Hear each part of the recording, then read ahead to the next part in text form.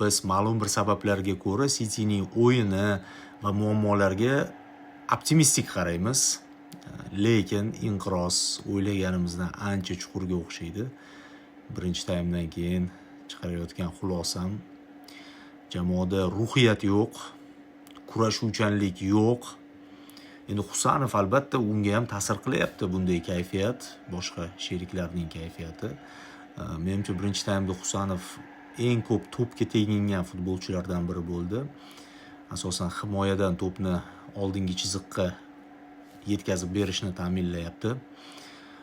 Golda qutqarishga ulgurmadi, lekin asosiy xato u yerda qanotdan ketdi, Mateusz Nunesdan va sariq kartochka oldi.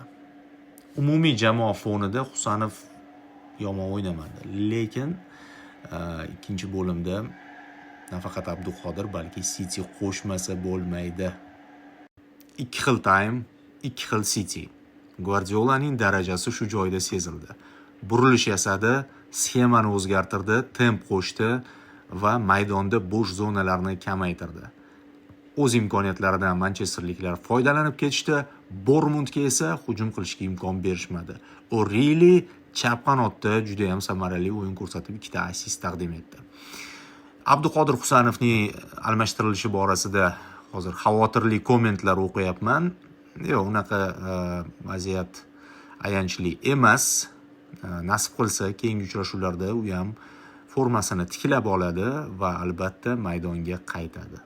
Bugun biroz charchab qoldi, sariq kartochka oldi. City esa qarshi hujumlardan ehtiyot bo'lish kerak edi. Abduqodirni esa bilasiz, o'zini ham raqibni ham ayamaydi. Vaziyat taqozo qildi, almashtirildi. Keyingi o'yinlarda hammasi joyiga tushib ketadi.